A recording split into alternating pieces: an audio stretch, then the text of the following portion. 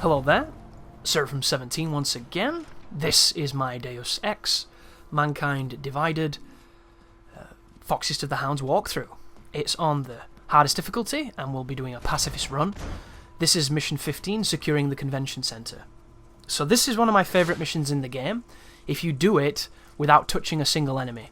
If you do this without touching a single enemy, it's challenging, it's fun, it's amazing. Unfortunately, we can't do that because... Oh, do you see the detection, by the way? I wasn't lying, guys, and I could have trimmed that to make it look like I'm an amazing player and it works every time, but it doesn't. And it needs to be told because I'm a fair person when it comes to assessing games. If a game is amazing, I'm going to tell you it's amazing. If a game has problems, I'm going to tell you that too. And that is a problem that happens more times than it should. The path I'm doing here is very decisive and very quick. There's also a really cool way of using the Icarus dash to get onto this balcony where the locked door is, but because I didn't have the hacking abilities, it didn't end up being in the video, but it's a really cool way of doing it. You don't have to go through the lasers or through this door. You can just go in front of where I was just stood and then Icarus dash up to that second floor, which is to the right of me here through this doorway. And it looks amazing, but I didn't have any hacking skills on this run, so I couldn't do that strat. I had to improvise and buy the break the wall strategy. But you can Icarus landing up to here, you can hack this door, but if you do not have the appropriate level, it's just not a good thing to do. As I was saying though, guys, this level is really, really good, but to get Foxiest of the Hounds, you're going to have to knock out 11 people. And I would recommend, when we get to the convention reception, that you drop a save as a base save that you can always fall back to, that you never erase, because if you're going to fuck up Foxiest, it's going to happen here. This is me upgrading to the Break the Wall upgrade. You'll notice I have 8 Praxis kits. The reason I'm not using them is because I need to save some just in case I need batteries, but for the most I'm doing it because I really don't need anything else, and I feel like by abstaining from using them I can make the game a little bit more taxing on myself. Once again, I don't recommend you do it personally, I just enjoy a challenge. So, once you're in this room, it's going to tell you that everything's gone to hell. You already knew this because there was a lot of signs up to this point. I'm double checking on the map of where it wants me to go. I know exactly where it wants me to go and I've got a good path of getting there, but it's going to be a little hairy because there's a lot of people here.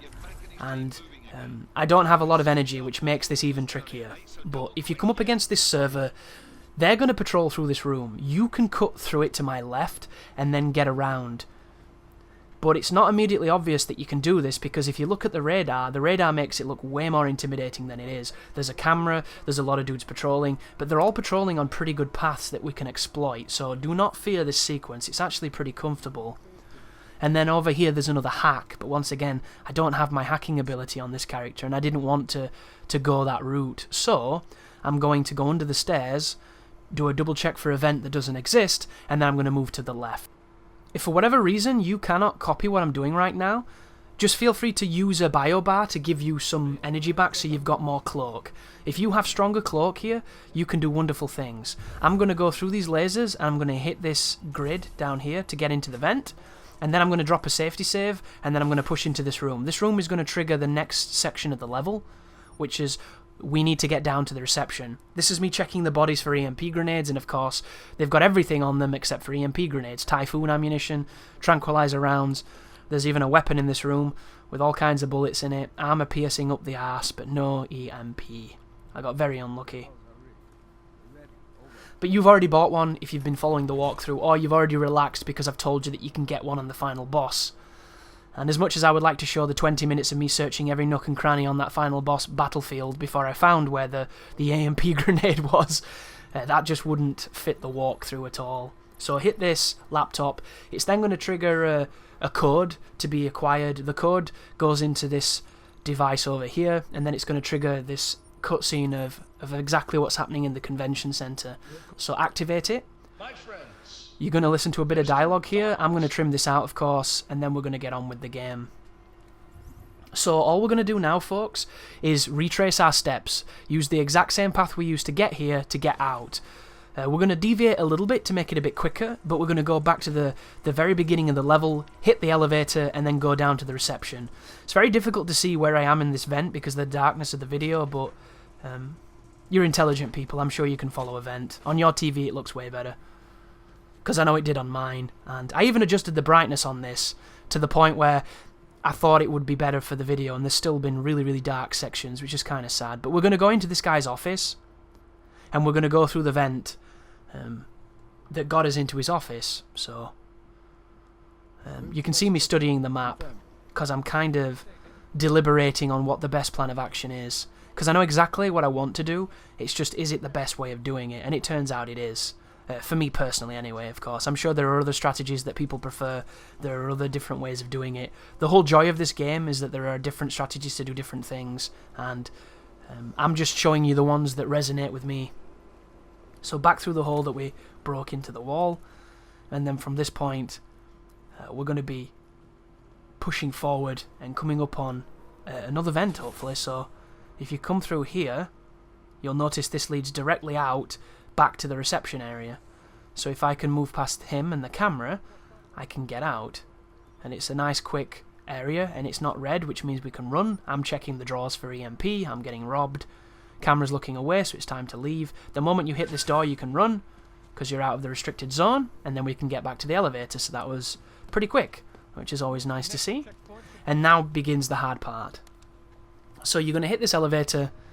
It's going to be quite a long one. You're going to get a bunch of dialogue, and then we're going to be at the bottom. So that's when the eliminate 12 dudes begins. And this is the part I was really not looking forward to, because I didn't know how I was going to do it. So the first dude I'm going to take out is this Mester here. There's a camera next to him, which I've already hacked. Spoiler alert, I'm probably not going to use this potential hack on the camera. I'm going to hack it again, because I needed to wait for that woman to walk away. Now she's walked away, I can trank this dude. You'll notice I don't have a reticle for my gun. That's not because I'm some kind of amazing artist when it comes to the pistol. This is actually the first time I've ever put the fucking thing on. And I wasn't checking ammo then, I was trying to put the gun away, but the input is very similar, and apparently it wasn't working. So I take out the camera, then I hack the door, and then I'm going to dump this guy's body in this room. Nobody's going to enter this room, so his body should never get found. So you want to save after you knock this dude out for the first of your safety saves. And how I did this, guys, after every person that I knock out, I'm going to save. And I'm doing it to make sure that I don't make any mistakes, because there's just no point. I am not comfortable in doing this because I don't know how to do this. I've spent the entire game doing the complete opposite, so this is not my forte whatsoever. I didn't even know that punching people and knocking them down took energy. And I ended up getting bit in the balls for trying to do a double takedown on two dudes with 1 bar of energy, so I wasn't best pleased. But we'll get you through it, guys. It's just pedantic as fuck, this bit. There's 2 dudes on this balcony. There's 1 dude that patrols that makes it awkward, and there's a camera. I'm looking at this thinking, do I do these guys next, or do I do this beautiful vent? Because I've explored this convention center a lot. I know all the sneaky vents, I know all the different pathways, I know where to get to certain areas that I need to get to, I know to get to places that I don't need, and all I'm going to do is use my knowledge that I got on my first playthrough to kind of take out the ones that make sense. So down here, 2 guys are going to have a conversation.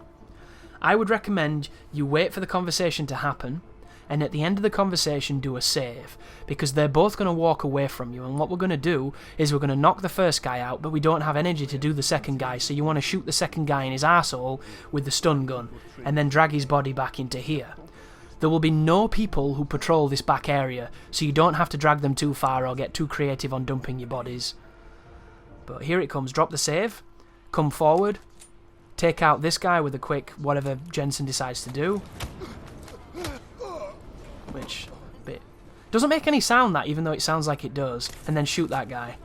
As long as you shoot him from behind, he shouldn't be hostile or notice you, and then you want to drag him. Dragging the bodies, once again, is not the best mechanic in the game. Sometimes it works great, sometimes it doesn't. It's super janky.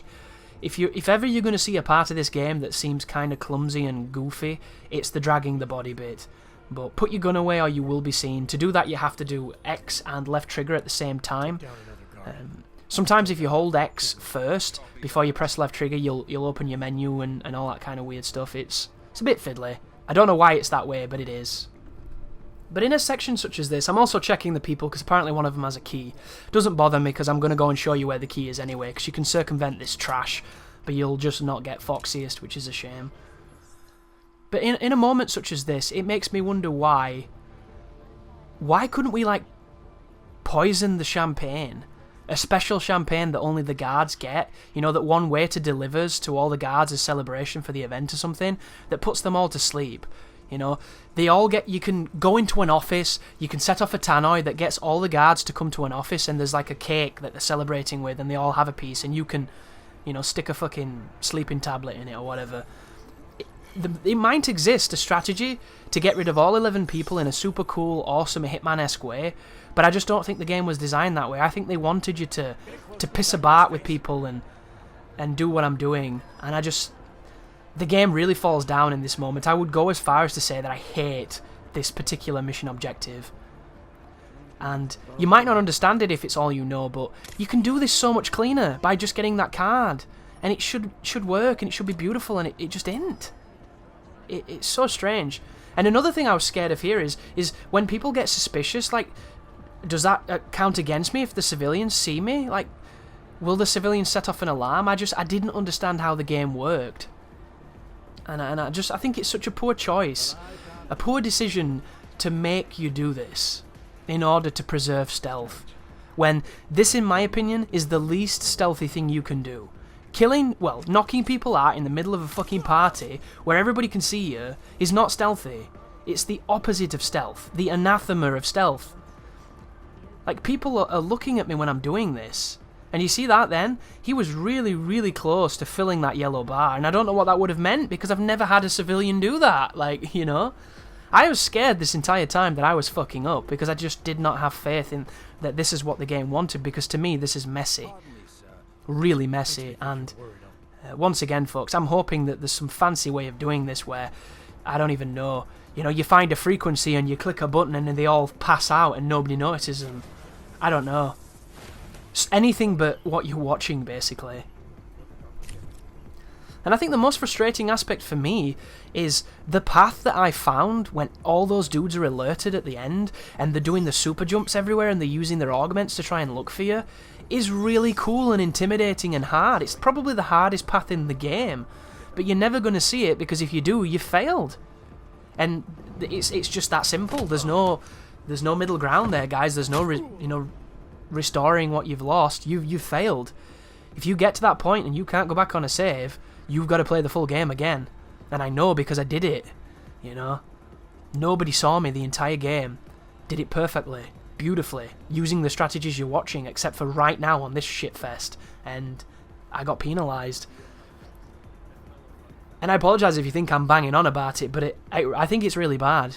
And I can't help but just be confused. Also, the stun gun doesn't have very good range. You're probably going to see me make some questionable shots. I'm not too sure if that's still in this, because I might have trimmed it out. I might have reloaded to do it better, but I'm going to go up onto the... there's a vent over here I think I might be using to get up onto the roof, or I'll probably just be going up with the Icarus Dash. Watch this, by the way. This is great. I go into the bathroom to check to see if I can dump this guy without anybody knowing. And there's a dude taking a piss, of course, because it's just poetry. And I climb over the sofa to take this guy down, and it works. I use the hand dryer to try and attract his attention. It doesn't work. You might see me shoot something, but it doesn't work, so I don't know why I'm doing it. As I've said, guys, the gameplay falls apart here for me because it just doesn't work as well as everything else. So if you watch Little Hop, and then it puts me into a pre-rendered cutscene of knocking him out, which I thought was great, and he teleports, and we're not even where we're meant to be standing. Then I'm going to drag him and dump him in the nice toilet. A lot of room in this toilet. I like the... I think this is the handicap toilet, because it's got that little handle to help people get up. Not necessarily just for the handicap. I know a lot of elderly people do it too. That was me failing to drag him in here, although I thought I was. Awesome. And then I'm going to shut the door on him, and nobody's going to know he was there. I don't think the civvies are that much of a threat here, but I'm still playing as if they were, because I've played far too much Hitman to not do that. So we've now got 2 guys over there, and 2 guys to my right, I think. I can't go in this door. Am I going to hack it? I am. Did you notice how that was level 1? That means that this door is important, because it leads to an area that you can only get to if you get creative. So that's why it's an easy hack. Even though technically, just because it's level 1 doesn't necessarily mean it's going to be an easy hack. It just means you don't need the higher hack ability to do it. There are some level 1 hacks that have branching paths and all kinds of madness happening, but keep saving, guys. Every time you do something successful, do a save. Here's me picking up the fire extinguisher. This is my first experimentation with said fire extinguisher. I was rather pleased with it. So did you see that? The guy in the opposite room, who's just on the other side of that door, did not hear the fire extinguisher, but the guy below me, on a completely different floor, heard it beautifully.